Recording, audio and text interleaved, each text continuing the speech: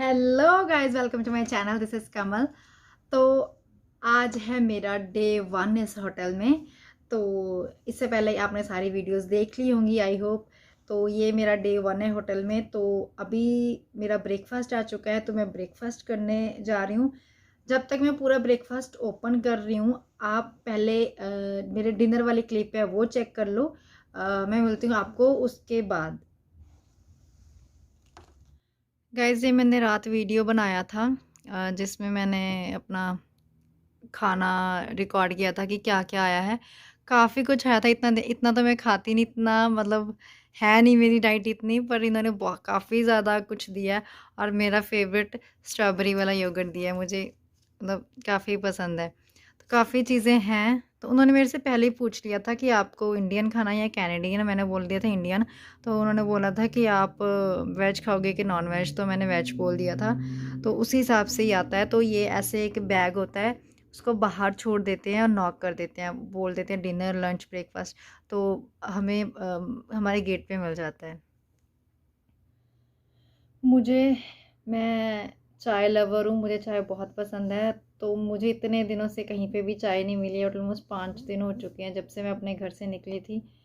तो घर की भी रखी है चाय, उसके बाद कहीं पे भी नहीं पी, दिल्ली में भी नहीं पी। दिल्ली थोड़ा घबराहट सी रही थी, कुछ खाया पिया नहीं जा रहा था मेरे से, तो वहाँ पे भी नहीं मिला। उसके बिना सर्बिया में भी नहीं कहीं पे मिली, और यहाँ पे भी कहीं अभी तक तो नहीं मिली। अब मुझे भी चाय का इतना ज़्यादा नशा हो रहा है ना कि मुझे चाहिए चाय। तो देखते हैं कब मिलेगी। इस होटल में मिलती है, आई डोंट नो, वरना तो होटल के बाद, क्वारंटाइन ख़त्म होने के बाद ही पीऊँगी। तो गाइज़, ये था मेरा डिनर जो मैं रात उस टाइम पे रिकॉर्ड नहीं कर पाई थी। मतलब वो वीडियो अपलोड कर वो ब्लॉग बंद कर दिया था, मतलब वो बाद में रिकॉर्ड किया था। तो मैंने सोचा था कि इसमें ऐड कर दूँगी। तो वो था मेरा डिनर। तो अभी ब्रेकफास्ट है। तो ब्रेकफास्ट में भी उन्होंने बहुत कुछ दिया है, काफ़ी कुछ है। लाइक इसमें कुछ सब्जियां वगैरह हैं, उनको बॉयल करके उन पे काफ़ी कुछ उनको तड़का सा लगाकर मतलब दिया हुआ है। आई डोंट नो इसका नाम क्या है। एक कप केक है, muffins, Apple and juice, and वही मेरा फेवरेट स्ट्रॉबेरी वाला योगर्ट। ये मुझे काफ़ी अच्छा लगा। मैंने सिर्फ इसके बारे में सुना हुआ था और मैंने खाया नहीं था इंडिया में कभी भी, सीरियसली। मैं ना, एक यूट्यूबर है, एक लड़की, मैं उसकी वीडियोस देखती रहती हूँ अक्सर। और उसने ना एक बार चैलेंज किया था, पिंक फूड चैलेंज, है ना। तो उसमें मैंने देखा था वो, उसने ना पिंक ये स्ट्रॉबेरी योगर्ट मंगवाया था। वो बोल रही होती थी काफ़ी अच्छा है, और जब वीडियोज़ रिकॉर्ड करती थी उसमें मुझे इतना यमी लगता था। और मुझे कल जब मिला ना, मैं सीरियसली बहुत ज़्यादा टेस्टी है। तो मुझे लगता है कि मैं यहाँ आकर बस यही खाया करूँगी, काफ़ी अच्छा है। उसके बिना ये 2 ब्रेड हैं और जैम और बटर। तो अभी भी काफ़ी कुछ है, तो मुझे पता नहीं मैं इतना खा पाऊँगी कि नहीं। और मुझे लगता है कि मुझे ना अभी बोलना पड़ेगा नीचे इनको, कि होटल वालों को, कि वो मुझे इतना ज़्यादा जो फूड है वो ना दे। क्योंकि ठीक है, मैंने पे तो कर रखा है, इसका कोई प्रॉब्लम नहीं है ना। बट मैं नहीं चाहती कि फूड वेस्ट हो, क्योंकि मैं इतना ज़्यादा खाती नहीं, मेरी डाइट इतनी ज़्यादा है नहीं। तो मैं कोई चीज़ वेस्ट नहीं करना चाहती, आफ्टर ऑल फूड है, क्यों वेस्ट करना। तो मैं अभी सोच रही हूँ कि उनको कॉल करके बोल दो कि आप मुझे इतना ज़्यादा मत भेजना, तो कम, हाँ, इससे हाफ़ भेजो। तो वो मैं बोल दूँगी। एंड दूसरा गाइज़, मैं नहा चुकी हूँ, रेडी हो गई हूँ, और मुझे आई डोंट नो बाकी का, मुझे काफ़ी ठंड लग रही थी यहाँ पे। मैं जब आई नहाकर, मैंने denim jacket, normal T shirt पहनी, उसके बाद मैंने नॉर्मल ये डेनिम जैकेट पहन ली, और मैंने स्टॉल भी ले लिया क्योंकि मुझे ठंड लग रही थी। और अभी मैं पाठ कर रही थी सुबह, वैसे मॉर्निंग हुआ है अभी। तो मैं जब भी सबका पाठ कर कर हटी थी, तो फिर अभी मैं ब्रेकफास्ट करने लगी हूँ। और एक्सपीरियंस ये है कि जैसे ही मैं रात को तो कुछ भी नहीं दिखा के आया कैन, लेकिन मेरे रूम का जो व्यू है ना, मैं आपको दिखाती हूँ गाइस, वो बहुत बहुत ऑसम है। तो पहले ब्रेकफास्ट ख़त्म कर लेते हैं, उसके बाद मैं आपको जो मेरा व्यू है रूम का वो दिखाती हूँ विंडो से। हेलो गाइस, अब मैं आ गई हूँ नीचे अपने रूम के बाहर। ये हमारे होटल के बाहर एक प्यारा सा गार्डन बना हुआ है, यहाँ पे हम लोग बैठ सकते हैं। इन्होंने मुझे मैंने पूछ लिया था कि मैं बाहर जा सकती हूँ कि नहीं, तो इन्होंने मुझे अलाउ कर दिया कि आप यहाँ पे बैठ सकते हो, कोई प्रॉब्लम नहीं है। यहाँ पे इतने प्यारा मतलब फ्लावर्स और पार्क है ना, मतलब ऐसा लग रहा है कि मुझे अंदर ही लग रहा था मैं कब जाऊँ वहाँ पे। तो यहाँ पे बैठते हैं और बाकी सारी जो भी बातें थी इमिग्रेशन पे, कनाडा का क्या क्या सीन हुआ, क्या क्या क्वेश्चंस पूछे, अब वो मैं सब इसमें आपको दिखाऊंगी, बताऊंगी क्या है, क्या पूरा सीन क्या नहीं। तो और रही बात ठंड की, मुझे गाइस बहुत ज़्यादा ठंड लग रही है सच बताऊं। और ये है मेरा होटल, काफ़ी अच्छा है। तो अभी मैं कोई अच्छी सी जगह ढूंढ कर बैठती हूँ वहाँ पे, ताकि थोड़ा डिस्टेंस भी मेंटेन रहे और जितने भी मेरे क्वेश्चंस हैं उनका भी मुझे। हेलो फ्रेंड्स, तो अभी डिस्कस करते हैं वो सब चीज़ें जो मैंने बोला था कि मैं सर्बिया टू कनाडा का क्या सीन था, और दूसरा कि इमिग्रेशन पे क्या क्या क्वेश्चंस पूछे वो सब। लेट मी चेक कि मेरी आवाज़ जो है वो सही आ रही है कि नहीं। आई होप कि आपने मेरा इसका प्रीवियस जो पार्ट था वो देख लिया होगा कि मैं इंडिया टू सर्बिया कैसे कैसे गई और क्या क्या प्रोसेस था पूरा, टिकट्स का एंड होटल्स का, एवरीथिंग जो भी था वो डिटेल मैंने उस वीडियो में दी थी। आप अगर नहीं देखी पहले वो वीडियो जाके चेक कर लीजिए, उसका लिंक भी डिस्क्रिप्शन बॉक्स में मिल जाएगा। तो अभी इस वीडियो में बात करते हैं हम लोग जो टोरंटो तक का जो मेरा सफ़र था वो क्या था, कैसे टिकट्स की थी वो सब। सर्बिया में 3 नाइट्स के बाद मैं वहाँ से जो मेरी फ़्लाइट थी वो फ़्लाइट मेरी थी बेलग्रेड से डायरेक्ट टोरंटो की थी, लेकिन बीच में एक ओवरले था, वो था वहाँ पे इस्तांबुल में, जो कि ज़्यादा नहीं था। इट्स ऑलमोस्ट 3 आवर्स का ही था, इससे ज़्यादा नहीं था। 3 आवर्स का लेओवर था इस्तांबुल में। तो मैंने जो इसकी टिकट बुक करवाई थी, मैंने वही जैसे बताया था कि मैंने खुद से सब कुछ किया था, तो मैंने कोई एजेंट नहीं हायर किया था। तो मैंने क्या किया था कि टर्किश एयरलाइन से चेक की थी सर्बिया टू टोरंटो की टिकट। तो वहाँ पे वो जो टिकट थी वो थोड़ी कॉस्टली थी, 60,000 की थी। तो जब मैंने सेम फ़्लाइट फ्लिपकार्ट पे चेक की थी तो वहाँ पे कूपन, वहाँ पे भी 60 की थी, बट लेकिन मैंने 1-2 कूपन्स लगाकर वो मुझे 53,000 की पड़ गई थी। तो मैंने 53,000 की जो फ़्लाइट थी वो बुक की, जो सर्बिया टू इस्तांबुल गई। सर्बिया टू इस्तांबुल जाने का सिर्फ 1.5 घंटे का टाइम था, सिर्फ 1.5 घंटे में वो फ़्लाइट आपको वहाँ पे ले गई। वहाँ पे लैंड किया जैसे ही, और वहाँ पे भी मैंने सिंपल कुछ नहीं 3 घंटे टाइम स्पेंड किया वहाँ पे बैठ कर, देखा, सब एक्सप्लोर किया कैसा है कैसा नहीं। और गाइस इस्तांबुल का एयरपोर्ट मुझे सबसे ज़्यादा अच्छा लगा, सबसे ज़्यादा, बहुत ज़्यादा, सब कुछ मतलब सब जितना भी इंफ्रास्ट्रक्चर था सब कुछ बहुत प्यारा था। और उसके बाद 3 घंटे वहाँ पे लेओवर के बाद मैंने सीधा फ्लाई किया अपनी फ़्लाइट टोरंटो के लिए, और उसकी जो क्लिप्स है वो भी मैं बीच बीच में ऐड कर दूँगी, वो देख लेना आप। एंड रही बात क्वेश्चंस की, जब मैं सर्बिया से जाने लगी, जैसे मैंने सर्बिया से स्टार्ट किया, वहाँ पे उन्होंने मेरे से 1-2 चीज़ें पूछी, जैसे मेरे कॉलेज का एनरोलमेंट लेटर बोला, और दूसरा उन्होंने बोला कि ऑफ़र लेटर दिखा दीजिए, कब स्टार्ट हो रखा है, कब स्टार्ट हुआ है, तो अभी आप ऑनलाइन क्लासेस लगा रहे हो, दैट्स इट, जस्ट वो प्रूफ देखना चाहते थे। तो मैंने वो दिए, और जैसे ही सब कुछ उनको ओके लगा तो उन्होंने मुझे बोल दिया कि आप अंदर चले जाओ। तो मुझे मतलब जो वहाँ पे वेटिंग रूम था वहाँ पे भेज दिया, जहाँ पे सब लोग वेट कर रहे थे। बस यही 1-2 क्वेश्चन वहाँ पे पूछे थे, और उन्होंने टेस्ट देखा था मेरा कोविड का वहाँ से कि करवाया है, नेगेटिव है, कैसी है, बस ये देखा था। और उसके बाद जैसे ही इस्तांबुल पहुँची, इस्तांबुल में तो कुछ भी नहीं, सिंपल जस्ट आए। बोर्डिंग पास तो मुझे दोनों के सर्बिया में ही मिल चुके थे, इस्तांबुल का भी और टोरंटो का भी वहीं से मिल गया था। तो जैसे ही फिर मैं वहाँ पे इस्तांबुल से जाने लगी, टोरंटो वाली फ़्लाइट में भी मुझे बोर्डिंग पास मिल गया था। तो सिंपल वही बोर्डिंग पास दिखाकर मुझे टोरंटो में बैठना, उस प्लेन में बैठना था, दैट्स इट। उसके बाद जैसे ही मैं टोरंटो में लैंड की, टोरंटो में लैंड करते ही क्या हुआ था कि सिंपल क्वेश्चन, मैं इतना डरी हुई थी कि पता नहीं क्या क्या पूछेंगे, क्या होगा क्या नहीं। और लाइन बहुत लंबी थी गाइस, ये तो है कि यहाँ लाइन बहुत ज़्यादा लंबी थी कि काफ़ी स्टूडेंट्स भी आ रहे थे, एंड और बाकी कंट्रीज से भी लोग आ रहे थे। तो सिर्फ उन्होंने मेरे से क्या पूछा, जैसे ही मैं प्लेन से बाहर जा रही थी उस कॉरिडोर से, जैसे ही एयरपोर्ट पे पैर रखा, सबसे पहले एक ऑफिसर ने मेरे से पूछा कि आपका पर्पस क्या है। तो मैंने उनको बोला कि आई एम अ स्टूडेंट। तो जस्ट उन्होंने मेरे कॉलेज का नाम पूछा, तो मैंने वो बता दिया, कैनेडा कॉलेज है मेरा। तो दैट्स इट। उसके बाद मुझे उन्होंने आगे जाने को बोल दिया, मैं आगे गई। आगे जाने के बाद फिर एक जगह आई थी, वहाँ पे उन्होंने मेरे से डिक्लेरेशन फॉर्म वगैरह पूछे, जो मैंने प्लेन में फ़िल किए थे। वो वहाँ पे मैं प्लेन में 2 फॉर्म मिलते हैं, वो डिक्लेरेशन मैंने फॉर्म वहाँ पे फ़िल किए थे, वो वहाँ पे मुझे सबमिट करने थे। वो सबमिट करवाए और उन्होंने मेरी कोविड टेस्ट रिपोर्ट देखी वहाँ पे, तो वो वैलिड थी, मेरी कोविड रिपोर्ट नेगेटिव थी। तो वहाँ पे उन्होंने मेरा सब कुछ क्लियर आउट करके आगे भेज दिया। आगे भेजने के बाद मेन आया था इमिग्रेशन, जहाँ पे सब बच्चे डरते हैं कि पता नहीं क्या पूछते हैं क्या नहीं। तो मैं जिस इमिग्रेशन ऑफिसर के पास गई थी उसका था आई थिंक कैबिन नंबर 8 था, हाँ यस इट्स 8।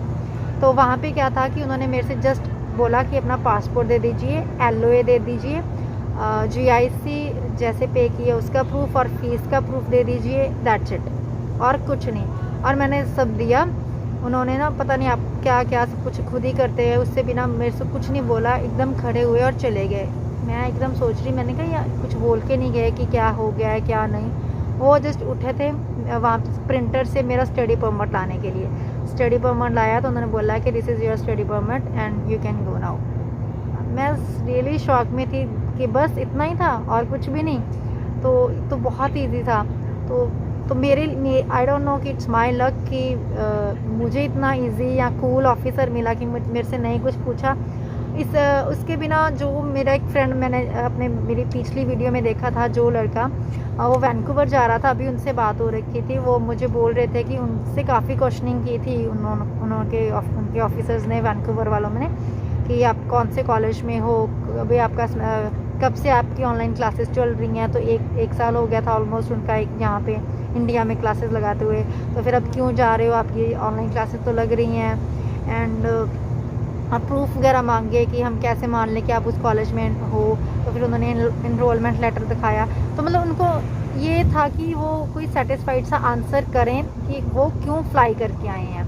तो बस उन्होंने यही बोला था कि हाँ मेरी क्लासेस हैं, मुझे आना ज़रूरी था। तो बैन की वजह से डायरेक्ट फ़्लाइट नहीं थी, तो मैंने 3rd कंट्री से ट्रैवल किया, दैट्स इट। तो मतलब आप सिर्फ एक चीज़ है कि एक तो आपके पास अगर डॉक्यूमेंट्स पूरे हैं ना, तो आपको कोई नहीं रोक सकता, क्योंकि आपके पास वैलिड वीज़ा है। क्वेश्चन करना उनका मतलब हक है, वो कर सकते हैं आपको। लेकिन उस चीज़ में क्या रहना कि आपको कॉन्फिडेंस रखना चाहिए, कॉन्फिडेंट रहना है आपको कि कोई प्रॉब्लम नहीं होनी चाहिए, ठीक है। तो बस इतना ही था। ये तो मेरा तो यही था। लेकिन फिर भी गाइज़ मैं आप सबको यही रेकमेंड करूँगी कि आप प्लीज़ अपने जितने भी डॉक्यूमेंट्स हैं वो ज़रूर अपने साथ कैरी कीजिए। उसकी एक लिस्ट होगी, तो मैं इस वीडियो के डिस्क्रिप्शन में ऐड कर दूँगी कि आपको कौन कौन से जो डॉक्यूमेंट्स हैं वो ज़रूरी हैं आपके साथ कैरी करने के लिए। और दूसरी चीज़, अगर आपके माइंड में कोई भी किसी भी तरह का कोई क्वेश्चन है ना, वो आप मुझे कमेंट भी कर सकते हैं। मैं डेफिनेटली उसका रिप्लाई करूँगी विदिन 24 आवर्स। एंड ये मेरा इंस्टाग्राम है, आप इंस्टाग्राम पे भी मुझे DM कर सकते हो, उस पर भी मैं आपको डायरेक्ट मैसेज कर दूँगी। क्योंकि मैं चाहती हूँ कि अगर मैं यहाँ पहुँच गई हूँ, अकेली लड़की है ना, क्योंकि रहता है माइंड में कि यहाँ अकेली है यार, पता नहीं कैसे पहुँचेगी कैसे नहीं, है ना। और सब मैंने कोई एजेंट हायर नहीं किया, खुद ही किया सब कुछ। तो मुझे लगता है कि आप भी कर सकते हो, अगर मैं पहुंच सकती हूँ, है ना, कोई भी पहुंच सकते, इतनी बड़ी बात नहीं है। क्योंकि यार क्योंकि हम कोई गलत नहीं है, हमारा कोई फ्रॉड केस नहीं है, हम लोग बिल्कुल सही हैं, तो कोई दिक्कत नहीं होनी चाहिए। तो बस कॉन्फिडेंट रहो हमेशा गाइस। ये यहाँ के लिए नहीं, भी पूरी लाइफ के लिए है कि कहीं पे भी कुछ भी करने जा रहे हो तो कॉन्फिडेंस रखो। तो कोई आपको कभी कोई हरा नहीं सकता यहाँ, मतलब कोई प्रॉब्लम नहीं होगी।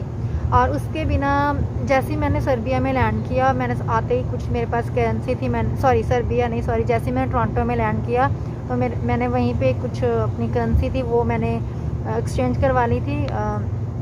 मेरे पास कुछ US डॉलर थे, वो मैंने कैनेडियन डॉलर्स में कन्वर्ट करवाना था। कुछ मेरे पास इंडियन करेंसी भी थी, वो भी मैंने करवाई। वो करवाने के बाद वहीं पे ना कोविड टेस्ट हुआ। कोविड टेस्ट की भाई साहब लाइन इतनी लंबी थी, मुझे ऑलमोस्ट 2 घंटे लग गए उस चीज़ के लिए। तो मैंने 2 घंटे लगकर लाइन में प्रॉपर सब कुछ सैंपल वगैरह दिया। सैंपल लेने वाला गाय काफ़ी ज़्यादा कूल था, तो उसने काफ़ी मुझे, है ना, मतलब इनकरेज किया कि, क्योंकि मैं डर रही थी सैंपल देने में, तो काफ़ी अच्छा था। तो वो भी हो गया। उसके बाद आगे जाकर उन्होंने मुझे एक छोटी सी किट दी है, जिस पे मुझे अपने 8th डे पे उस पर सैंपल लेकर उसमें जो क्या रिज़ल्ट आता है उनको देना है, अराइव कैन पे अपडेट करना है, या मुझे कॉल आ सकती है उस पर मेरे नंबर पे। तो ये सीन था। उसके बाद डायरेक्ट उन्होंने मेरे को एयरपोर्ट से बाहर नहीं जाने दिया। उसके बाद आपका होटल का जो सीन रहता था कि होटल कौन सा है, तो मैंने अपने होटल की बुकिंग दिखाई, तो उस हिसाब से जितने जिसके होटल थे उसकी हर बंदे की अलग लाइन लग रही थी। मैं अपने होटल वाले लोगों की लाइन में लग गई जाकर। जैसे ही अनाउंस हुआ डबल ट्री होटल वालों का, जो डिक्सी रोड पे है 5444 पे, तो उन्होंने सबने वो जाना शुरू कर दिए। तो हमें उनकी एक शटल बस जो थी लेने आ गई थी, उसने डायरेक्ट हमें यहाँ पे छोड़ दिया। और गाइस सच बताऊँ, आई डोंट नो यहाँ पे लोगों को लग रही है कि नहीं, मुझे बहुत ठंड लग रही है। लोग तो यहाँ पे समर एंजॉय कर रहे हैं, मुझे बहुत ज़्यादा ठंड लग रही है। मैंने डेनिम जैकेट आप देख सकते हैं, उसके बिना मैंने स्टॉल भी ले रखा है। सीरियसली गाइस मुझे बहुत ठंड लग रही है। अभी भी मैं बाहर इसीलिए आई थी कि ताकि मैं थोड़ा धूप में बैठ सकूँ, लेकिन बीच बीच में धूप जा रही है, ठंड लग रही है मुझे। तो बस ये था मेरा, क्या बोलते हैं, कनाडा आने तक का सफ़र, जो सर्बिया टू कनाडा है। तो मैंने 2 पार्ट्स में इसीलिए वीडियो बनाई, क्योंकि वीडियो काफ़ी ज़्यादा लंबी हो जाती है गाइस, तो देखना काफ़ी मुश्किल हो जाता है आप सबको लिए, इसलिए मैंने पार्ट्स में बनाई। और वैसे पार्ट्स में बनाने का ये भी रहता है कि आपका एक टू एक रूट जो है ना, वो एक पार्ट्स में आपको समझ आता रहेगा कि अब क्या करना है, अब नेक्स्ट क्या है, अब क्या है, ठीक है। तो ये थी ये, और मेरा डे 1 है आज इस होटल में। और मे भी आज शाम तक मेरी जो रिपोर्ट है कोविड की वो भी आ जाएगी। देखते हैं क्या रिज़ल्ट आता है। अगर नेगेटिव आ जाता है, मैंने सुना तो है, मेरे फ्रेंड्स ऐसा बोल रहे हैं कि अगर तेरा नेगेटिव रिज़ल्ट आ जाता है तो तू मतलब चेकआउट कर सकती है होटल से। लेकिन मुझे ऐसा नहीं करना, क्योंकि आज है 20th और 21 है आज। नो 21 को तो मैंने हाँ 21 को मैंने फ़्लाई किया था, सॉरी आज 22 है।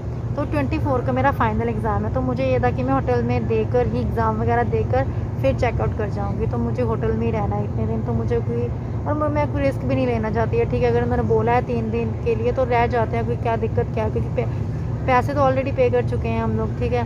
तो क्यों ही ऐसा कोई रिस्क लेना है, तो ठीक है अंदर ही रहते हैं, कोई प्रॉब्लम नहीं है। तो साथ के साथ मैं बताती जाऊँगी यहाँ पे कैसे कट रहे हैं मेरे 3 दिन, वो अच्छे जा रहे हैं सब। अभी तक तो सब कुछ मील प्रॉपर मिल रहा है, सब कुछ गाइस इतनी क्वांटिटी मिल रही है कि मैं नीचे गई थी सुबह, मैंने उनको रिक्वेस्ट की कि प्लीज़ आप मुझे कम क्वांटिटी दीजिए, क्योंकि मैं नहीं चाहती कि मैं अपना फूड ख़राब करूँ या बिन में फेंकूँ, है ना। तो उन्होंने बोला तो है कि ट्राई करेंगे कि कम आए आपको। तो उन्होंने बोला कि आप फ्रिज में रख सकते हो या मतलब माइक्रोवेव है पर, लेकिन फिर भी इतना यार कितना खा लूँगी मैं, है ना। तो इससे बेटर है कि उनको बोल ही देती मैं। तो वो हो गया है डन। अब धूप सेक रही हूँ, इसके बाद देखते हैं बाकी 2 दिन कैसे जाते हैं। इसके बाद जितने भी व्लॉग्स आते रहेंगे गाइस, आप वेट करना, देखते रहना, चैनल सब्सक्राइब कर लेना, लाइक कर देना, शेयर भी करना मेरी वीडियोस को, क्योंकि और बहुत सारे जो लोग हैं, बच्चे हैं, आना चाहते हैं, मे बी उनकी हेल्प हो सकती है। तो गाइस वीडियो को इतना शेयर करना कि हर जो मेरे जैसा स्टूडेंट फंसा बैठा और ट्रैवल करने का सोच रहा है उसकी हेल्प हो सके और वो पहुंच सके। तो ग्रुप्स में शेयर ज़रूर करना। तो देखते हैं नेक्स्ट क्या है। अभी तो फ़िलहाल के लिए मैं धूप सेक रही हूँ। तो गाइस पार्क में जाने के बाद मैं रूम में आई और लंच आ चुका था मेरा। और मेरा जो ब्रेकफास्ट था वो भी कंप्लीट नहीं हुआ था, उसमें भी काफ़ी कुछ था, वो उसमें भी काफ़ी ज़्यादा ब्रेकफास्ट में से जो सामान था बचा पड़ा था अभी। और इतने में जो लंच था वो भी आ गया। लंच तो मेरा ऐसे ही पड़ा हुआ है, मैंने उनको बोला भी है, बट पता नहीं फिर उन्होंने उतनी क्वांटिटी जो है वो भेज दी है मुझे खाने में। तो अभी कुछ करने को है नहीं है, मतलब मैं बोर हो रही हूँ लिटरली कि क्या करूँ क्या नहीं, क्योंकि घर पे भी अब सारे सो चुके हैं इंडिया में, क्योंकि रात है। अभी अभी हस्बैंड से बात हुई थी, वो जाग रहे थे 1 बजे तक, लेकिन फिर भी मतलब है ना वहाँ ये बहुत अभी ये टाइम निकालना मुश्किल लग रहा है, क्योंकि इस टाइम पे मैं क्या करूँ, आई डोंट नो, कि किसी से बात नहीं कर सकती। तो सब सो रहे हैं इंडिया में। और मैंने सोचा कि चलो मैं व्लॉग मतलब मैं शूट कर लेती हूँ, है ना। और रूम में भी कुछ है नहीं, दिखाती हूँ आपको, रूम का देख लेती हूँ, टूर जो है दिखा दूँगी वो कैसा है रूम का सब कुछ। तो या तो देख लूँगी कि नया व्लॉग बना दूँगी अलग से, या फिर मैं क्या बोलते हैं इसी में ऐड कर दूँगी। देख लेते हैं वो कैसा बनता है। तो अगर मैं व्यू की बात करूँ, मैं आपके अपने अपने इस रूम से व्यू कैसा है मैं आपको वो दिखा रही हूँ अभी। तो गाइज़ ये मेरे बेड से सामने वाली विंडो है, जो बिल्कुल ऐसे रोड पे है। ये मैंने जैसे बताया कि मेरा जो होटल है ना वो प्रॉपर टी पॉइंट पे है, तो यहाँ से काफ़ी अच्छा है व्यू। और एयरपोर्ट पास होने की वजह से ना थोड़ी थोड़ी देर बाद जो प्लेन्स हैं ना यहाँ से गुजर रहे हैं बार बार, तो क्या अच्छा है, यहाँ से व्यू काफ़ी अच्छा है। ये सारा ना इंडस्ट्रियल एरिया है, तो यहाँ पे काफ़ी ज़्यादा इंडस्ट्रीज़ हैं, काफ़ी ज़्यादा मतलब वेयर हाउसेज़ हैं। अभी मैंने एक अपनी फ्रेंड को कॉल किया था, वो बोल बोल रही थी कि वो यहीं से अभी गया है, क्योंकि वो इसी साइड कहीं जॉब करती है। हाँ जी, तो मेरी जो रिपोर्ट थी जो मैंने टोरंटो आते ही अपना कोविड टेस्ट करवाया था, उसकी रिपोर्ट आ चुकी है और वो रिपोर्ट मुझे शाम को मिल गई थी 5 बजे तक। बाय मेल मिली थी, मुझे ईमेल आ गया था। वहाँ पे मैंने इनका जो पोर्टल था उस पे जाके मैंने लॉगिन किया था। वो पोर्टल मुझे वहीं से मिला था, जहाँ से कोविड टेस्ट लिया गया था। तो उसमें मैंने लॉगिन किया, लॉगिन करने के बाद मुझे मेरी रिपोर्ट मिल गई। मैंने पीडीएफ डाउनलोड की और वो मेरी रिपोर्ट नेगेटिव आ गई। और जो मुझे फ्रेंड्स मेरे सर्बिया में मिले थे उनसे भी बात हुई थी, उन दोनों की रिपोर्ट भी आ चुकी थी और मैंने उनसे पूछा तो उन्होंने बोला कि उनकी रिपोर्ट नेगेटिव आ गई और वो अपने जहाँ पे उन्होंने 11 डेज़ का जो क्वारंटीन है वहाँ जो प्लान किया हुआ वहाँ चले गए हैं। उन्होंने जो होटल है वो छोड़ दिया है। तो अभी मैं थोड़ा कन्फ्यूजन में हूँ कि आई डोंट नो कि मुझे जाना चाहिए कि नहीं, क्योंकि मैं श्योर नहीं हूँ इस चीज़ के लिए कि अगर आपकी नेगेटिव आ जाती है रिपोर्ट तो आप जा सकते हैं। मुझे तो ऐसा ही है कि शायद 3 दिन आपको रहना ही पड़ता है। और दूसरा ये भी है कि ऑलरेडी पे तो किया ही हुआ है, तो क्यों ना रहा ही जाए। और दूसरा एक और हाँ, मेरा एग्ज़ाम भी है 24 को, तो मुझे ऐसा है कि मैं 24 के एग्ज़ाम देकर ही चले जाऊँ। तो आई डोंट नो, कल सुबह तक मेरा फाइनल हो जाएगा कि मैं क्या करना है क्या नहीं। तो अभी कुछ असाइनमेंट्स मिली हुई थी कॉलेज से, तो मैं वो कर रही थी। उसके बिना फाइनल है जैसे बताया, 24 को थोड़ी प्रिपरेशन कर रही थी कि मतलब अभी थोड़ा फ्री हूँ। और अभी वैसे टाइम तो काफ़ी हो चुका है, यहाँ पे 11:30 हो चुके हैं। बट अभी कुछ खास सोने का, नींद का भी कुछ अभी हो नहीं रहा है, सेटिंग वगैरह नहीं आ रही है। तो थोड़ा टाइम और असाइनमेंट्स वगैरह बनाऊंगी, तो दैट्स इट। तो ये था मेरा आज का एक दिन का व्लॉग, जिसमें मैंने अपना फर्स्ट डे क्वारंटाइन शेयर किया है और प्लस अपना जितना भी मेरा एक्सपीरियंस था सर्बिया टू कनाडा आने का, और जितनी भी क्वेश्चनिंग हुई थी रास्ते में उसके बारे में। तो गाइस प्लीज़ अपना वीडियो को शेयर ज़रूर करना, ताकि और लोगों की हेल्प हो सके जो आना चाहते हैं। और प्लस अगर आपको वीडियो अच्छा लगा तो प्लीज़ लाइक ज़रूर करना। एंड कोई क्वेरी हो तो भी कमेंट ज़रूर करना गाइस, ताकि अगर कोई भी क्वेरी है तो आप मैं उसको सॉल्व करूँगी। और इंस्टाग्राम वही, अगर आपको इंस्टाग्राम पे मैसेज करना है तो आप मुझको इंस्टाग्राम पे भी कर सकते हो। एंड और प्लीज़ चैनल को सब्सक्राइब कर लीजिए, क्योंकि इस पे बहुत सारी वीडियोस और भी आने वाली हैं, जिसमें मैं ये मेंशन करने वाली हूँ कि मैंने पीटीई किया है, मतलब मैंने आइल्स नहीं किया है, मैंने पीटीई से वीज़ा गेट किया है ब्रैम्पटन का। तो कैसे मैंने पीटी किया था, उसका क्या प्रोसेस रहा है। और क्योंकि मैंने 20 दिन में पीटी का एग्ज़ाम देकर अपने जो बैंड स्कोर थे ले आई थी। एंड दूसरा मैंने एजुकेशन लोन लिया था, वो कैसे लिया है बिना किसी प्रॉपर्टी के। तो ऐसे बहुत सारी जो इन्फॉर्मेटिव वीडियोस हैं वो आने वाली हैं गाइस। आप मुझे इंस्टाग्राम पे भी फॉलो कर लीजिए एंड मेरे चैनल को भी सब्सक्राइब कर लीजिए, ताकि मेरी सभी वीडियोस आप तक पहुंच जाएं। तो मिलते हैं अगली वीडियो में, तब तक बाय बाय।